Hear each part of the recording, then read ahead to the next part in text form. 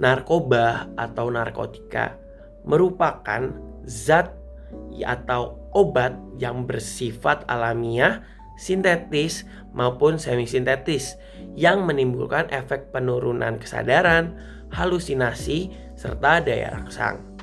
Sementara itu, menurut UU Narkotika pasal 1 ayat 1 menyatakan bahwa narkotika merupakan zat buatan ataupun yang berasal dari tanaman yang memberikan efek halusinasi, menurunnya kesadaran, serta menyebabkan kecanduan. Baik, jadi di sini saya akan menjelaskan mengenai jenis-jenis narkoba yang ada di Indonesia.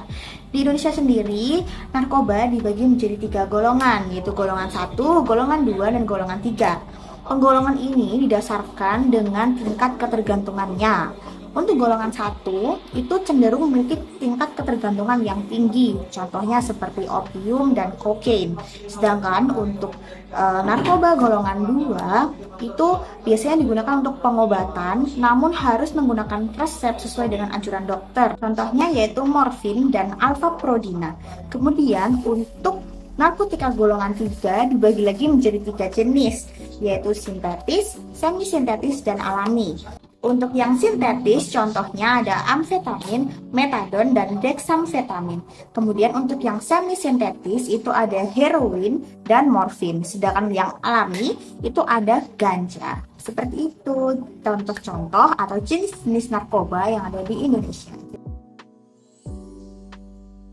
Dampak penyalahgunaan narkoba tergantung pada jenis narkoba yang digunakan. Adapun dampak penyalahgunaan narkoba menurut efek yang terbagi menjadi 4, yaitu yang pertama halusinogen, yang mengakibatkan seseorang pengguna narkoba akan menjadi berhalusinasi. Yang kedua adalah stimulan, yang dapat mengakibatkan kerja otot dan jantung lebih cepat sehingga pengguna merasakan kegembiraan dalam sementara waktu. Yang ketiga adalah derpesan, yaitu dapat meningkatkan rasa ketenangan, bahkan dapat membuat seseorang tertidur atau tidak sadarkan diri.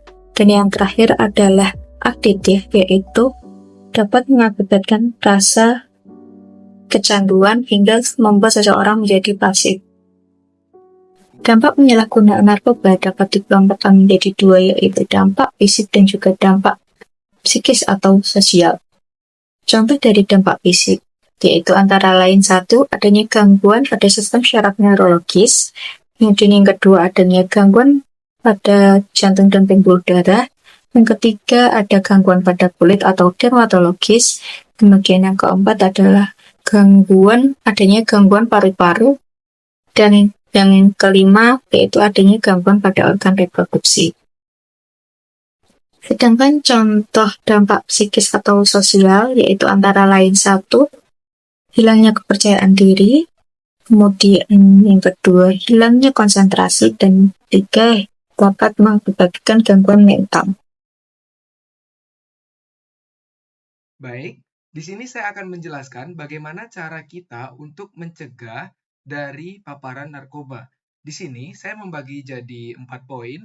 Yang pertama yaitu mengenai pendidikan dan kesejahteraan, di mana pendidikan ini harus dimulai dari edukasi sejak dini, kampanye anti narkoba, peran orang tua, dan guru.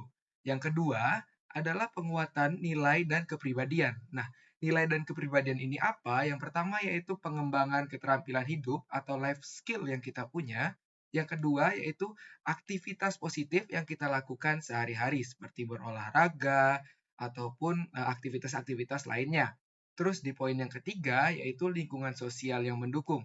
Nah, lingkungan sosial ini sangat berperan penting bagi kita untuk mencegah dari paparan narkoba. Nah, ini juga terbagi menjadi 2 poin. Yang pertama yaitu kelompok pertemanan yang positif, yang kedua yaitu pengawasan dari lingkungan kita dengan cara dari diri kita sendiri. Nah, pada poin terakhir yaitu poin keempat, yaitu adanya penegakan hukum yang baik di negara kita.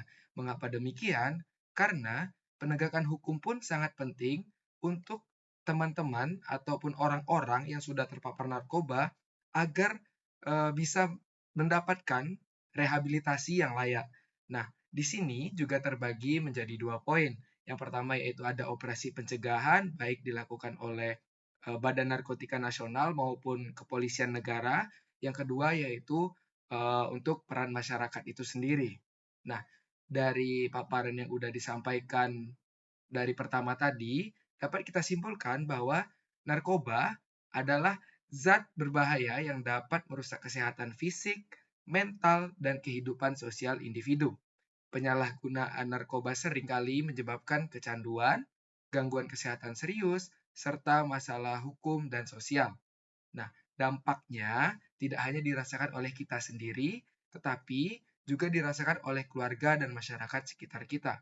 Oleh karena itu, pencegahan penyalahgunaan narkoba harus menjadi prioritas bersama melalui edukasi, pengawasan, penegakan hukum, dan rehabilitasi. Dengan meningkatkan kesadaran pada diri kita dan membangun lingkungan yang baik, masyarakat dapat terlindungi dari ancaman narkoba sehingga tercipta kehidupan yang sehat dan harmonis. Terima kasih.